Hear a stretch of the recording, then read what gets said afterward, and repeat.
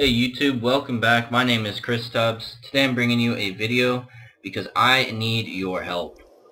We've been working on a new map for 1.3 for the multiplayer server that I play on. It's a survival, PvP, factions, raiding, griefing, awesome server.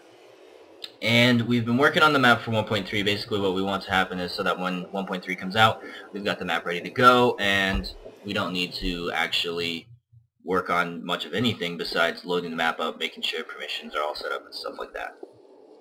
So what I've been working on is this epic spawn room where basically players are going to spawn in, they're going to see the rules, and it's going to basically hint them towards reading the rules, or else you're probably not going to be able to play in our world. So basically what people are going to have to do is read the rules on certain signs, or maybe some kind of hidden signs. I'm not really sure about that yet. Basically what's going to happen is they're going to figure out what the combo is to open up the door. And when, I'm sorry I can't remember the person's name right now, but the person who came up with all these inventions and helped me out by just making tutorial videos, I will post up in the description a link to their videos and their channel, so in case you want to make this 4x4 piston door, you can do that. Again, I apologize for not remembering his name right now, but I will provide a link for that. So you step on the pressure pads, that's the reset line, so you're going to step through that obsidian there, which is the Stargate, which is going to teleport you out, and it resets. So what we've been working, or I've been helped a little bit here. But what we've been working on is making a device, because basically this multi-combo lock here is either going to provide or not provide power.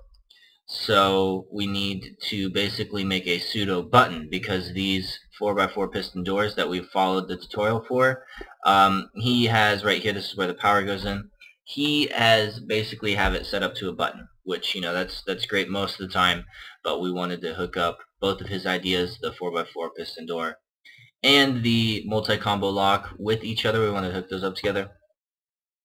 So we needed to basically make a pseudo button.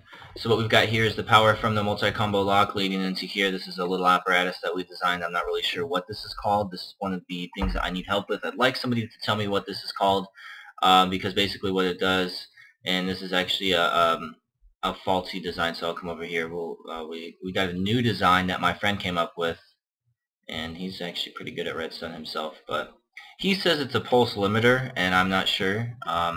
Basically what we're going for here is that it receives power for a second and then it doesn't. Receives power for a second and it doesn't. Just like that. And turns itself off. So what we've got over here is basically this apparatus here, which is hooked up into this here, which is a pulse limiter. I'm pretty sure on, because this also came from the same guy who made the 4x4 piston door and the multi-combo lock. Again, I'll link those in the description. But basically what happens is when the power comes in here, or what we need is either way, when this is not or is receiving power, that this thing will blink is what we need, that this torch over here will blink. So when the power comes in, this will go for one tick, sending power into the tflip-flop. Power is going to first come through here, go into this block, which will toggle the flip-flop, which will turn it on. And then we have a longer delay on the other side, which will basically come in here and flip it again and turn the power off, which is like what a button is, where it's got power for a little bit and then it's got no power. So we've got all like 3 of these machines hooked up together to this other machine to act as a button. I am probably about 80% sure that we don't need all of this stuff to pseudo or replicate a button, but while not using a button. So if anybody knows how to do this, where you've gotten either on or off power, and regardless of which state it's switching from to the other, that it's going to act like a button. If somebody knows how to do that or knows how to improve on this design, please let me know. Over here is me trying to compact all of that stuff together, and while using what my friend came up with, which what I showed you over there, I guess it's a pulse limiter, I'm not 100% sure again. But basically imagine this being the input over there into the 4x4 piston door, and I'm going to hit the switch, and it goes up, and it goes down. And that was me actually turning it off. So now I'm going to turn it on, it goes up, and it goes down. So that's what we need. We need something where, regardless of if it's providing constant power or the power is being taken away, that the output is going to turn off, or turn on, and then turn off. That's what we need. Or it could be on and then off, or off and on. It doesn't matter, because either way, we could basically invert that. If you have it the opposite to what we need, we will just invert it. But I would like to know what this is called here, because if it is a pulse limiter, then I'm a little bit confused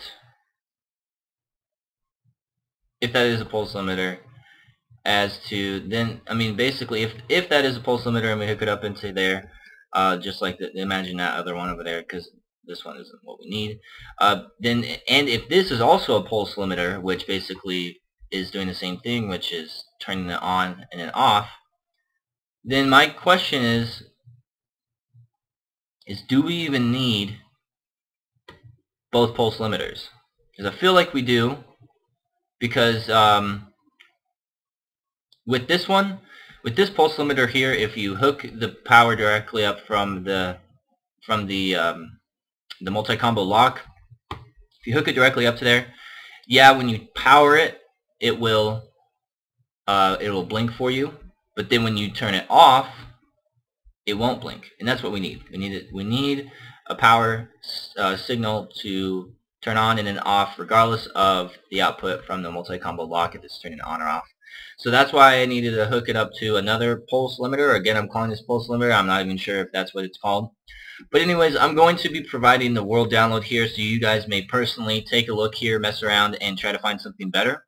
I would greatly, greatly appreciate it if you could tell me what this design is called, and the basically the same design over here, the improved design that actually functions the way that it's supposed to. Thank you to my friend Ben Kernow. So please take a look at this, take a look at the world, and tell us whether or not you can improve on this, maybe compact it more, and tell me what the heck we need to be doing, and if we're adding too many machines. And basically that's it. Please, again, greatly appreciate it. Take a look at this and get back to me on it. Alright, so we'll see you guys in the next video. Thanks.